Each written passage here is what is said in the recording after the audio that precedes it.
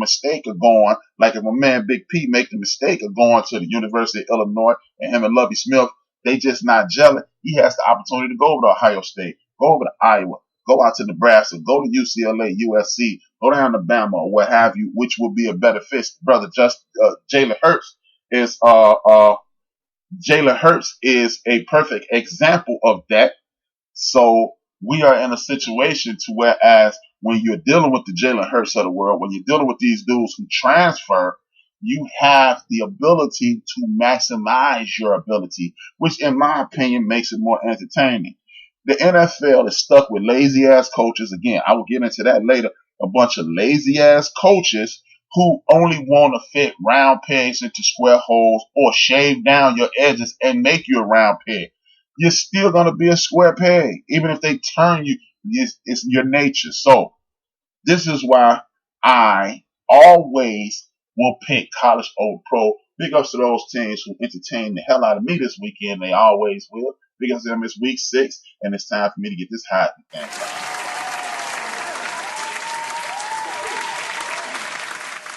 Now, my Heisman hopefuls, the list did not change. If you listened to the show last week, thank you. But it ain't changed none because a couple of these teams didn't play last week. I got Joe Burrow from LSU, number 5. Big up to Joe. Former Ohio State quarterback told everybody, man, let me get my shot and I'm going to shine. And, hey, he's shining, man.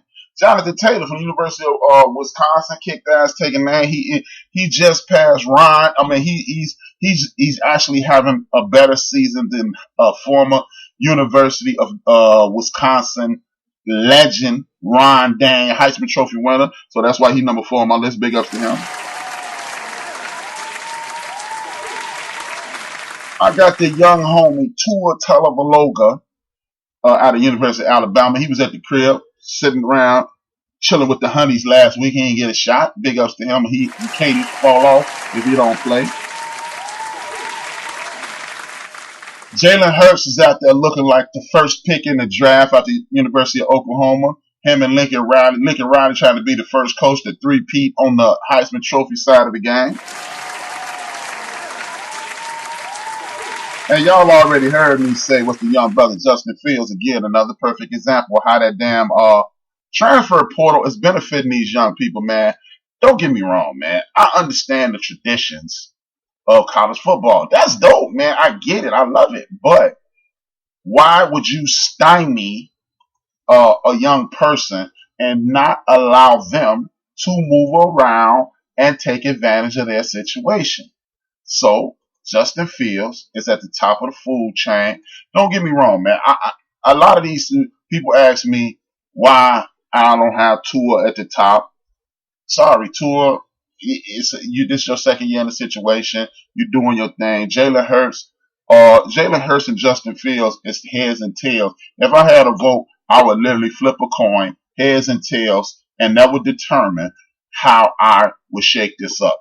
The reason I would do that is because both of those young men, one of them is a fifth-year senior, one of them is a true sophomore. The reason I would do it the way I'm doing it is because they both went into situations that were brand new, totally not knowing the situation, competed, and pulled themselves up to the top of this. Now, they both got wheels. We're seeing that potentially Nick Saban, no disparaging remarks towards Coach Saban, but he could be stifling the ability of some of his quarterbacks because of his style of play. Jalen Hurts was known as a dude who couldn't throw the football. Lincoln Riley said, well, you may not be able to throw what Nick Saban wanted you to throw and in the fashion that he wanted you to throw, but you could definitely throw a football, and he's shining. Justin Fields watched. He was the number 1 quarterback in the nation. He was ahead of the homie over there at Clemson, Sunshine. That's what I like to call him, the quarterback in Clemson, Sunshine from the movie Remember the Titans. But he was ahead of him. And Justin Fields has picked up a new offense on a new team. He's using his legs, he's using his arms, he's using his mental, and he's kicking ass and taking names, and he's on top of the food chain. Big ups to him, man. Now, the rankings. These are not the NCAA rankings. These are the end of the bench rankings, man. So when well, it ain't the way it was. This is the way it is to me. I don't give a damn about the Associated Press or the coaches poll. This is the end of the bench poll. And we're only going 5 deep because it's only going to be the top 4 teams that make it. Number 5, the Ohio State University. Big ups to them. Ain't nobody played no real competition. So when you were, why is Ohio State number 5? Because that's the way I see it, damn it. That's the way I see it, you know. But big ups to them, man. But because I'm looking at Ohio State, I don't, and that's the beauty in being a college football fan. You really don't have to have a team. You just enjoy the football, man. Big ups to Ohio State, man. They don't rebuild, they just reload.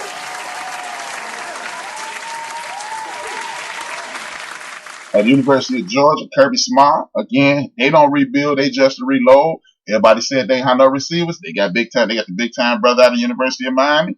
Everybody said that they didn't have running back. They got a big time running back. They thought they was all defense, all flash, no dash. Georgia said, as my man Lee Corso, not so fast, my friend. Big up to the University of Georgia. I guess this is like a portion of Ohio State University with, I got my girl Miss Unique just entered the building. So my man Chief Rocker said something. I'm going to get back to Chief in a minute. Big ups.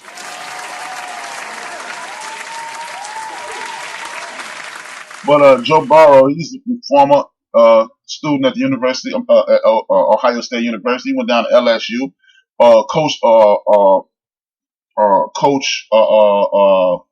Damn, I can't think of the damn coach down there. Got a scruffy voice. Used to be assistant. He used to be defensive line coach at the U. Can't think of his name right now. But the coach down there went and got one of the offensive coordinators from the great Sean Payton.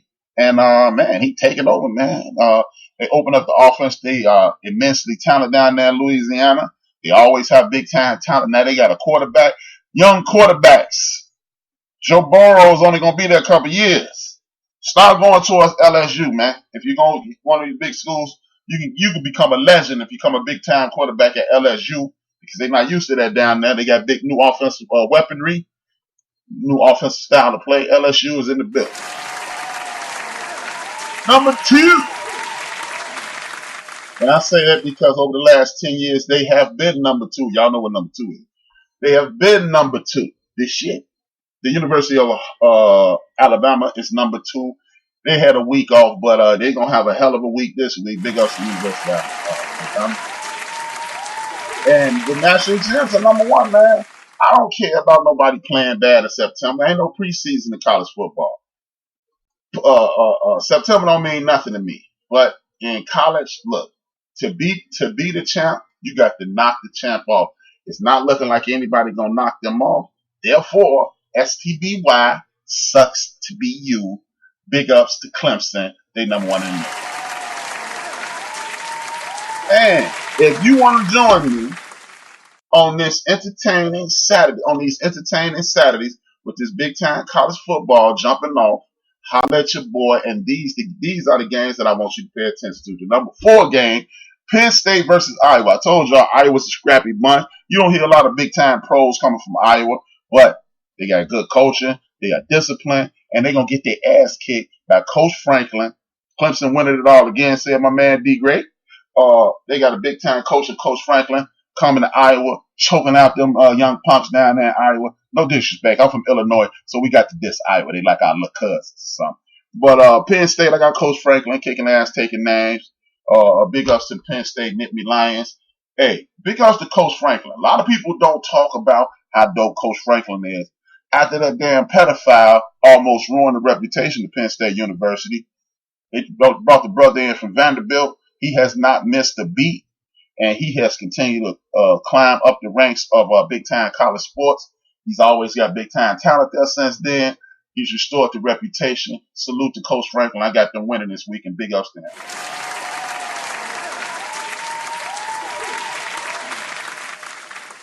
The number 2 game of the week is, this is going to be a rivalry for some years. Dabo Swinney, a former Alabama assistant coach under Nick Saban.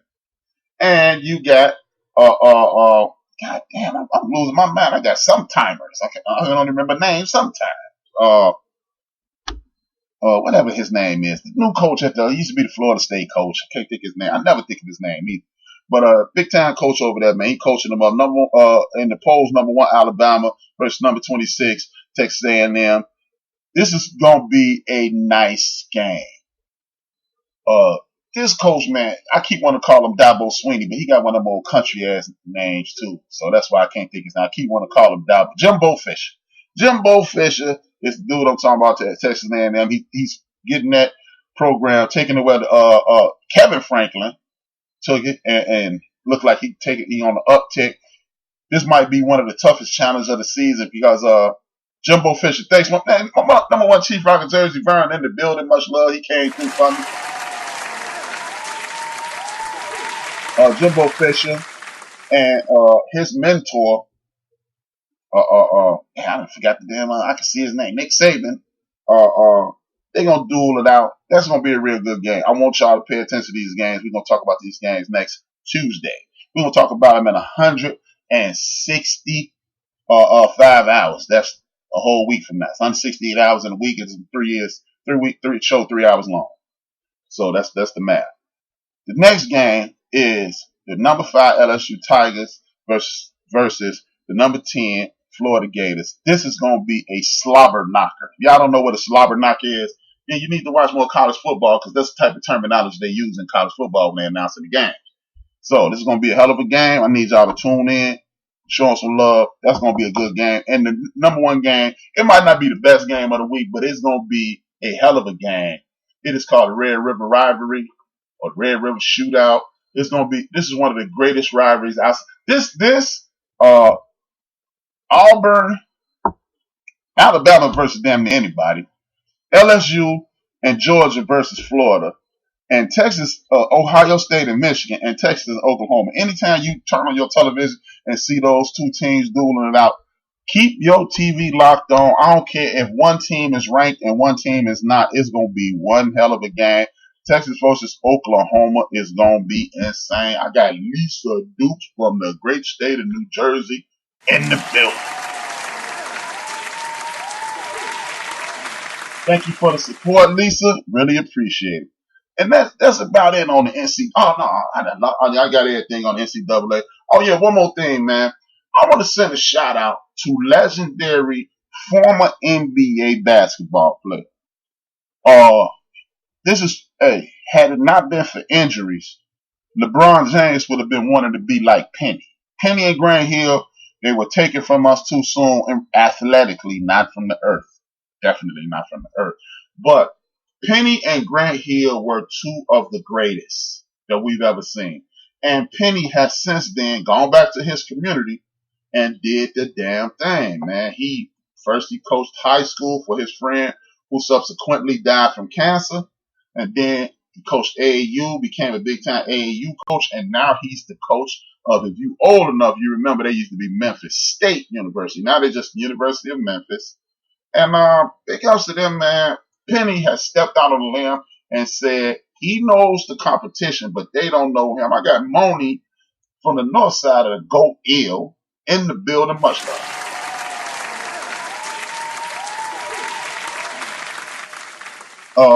Penny came out and said he won an NCAA championship this year. A lot of people said that was brash. A lot of people said that was cocky. He shouldn't have said that. I said it was a genius. I say it's a genius move. The reason I think it's a genius move because when you come out, first of all, most of those kids' parents had his shoes on. Most of those kids that he coaching parents used to love those little Penny commercials. Most of those kids' parents cheered for him wildly. And when you have someone like that walk into your living room, if you a father or a mother, most of the mothers probably was winking at Penny. You know what I mean? They see him in the club. What's up, Anthony? But so they're gonna start funneling kids towards him, and he a big time AAU coach. So a lot of those kids know him, and they know the legend in him. And thanks to YouTube, you get to understand who he is. But the reason I say it's genius is because Penny, what he did was make the whole country pay attention to him. And barring injury, the boy got a bunch of young good players. He got a son on the team. He got a bunch of young stallions out there, man. Some young warriors, I should say. and he's gonna be formidable because he made the NCAA tournament last year. Now you got a bunch of younger and better players, and it's his system now. Big ups to Penny because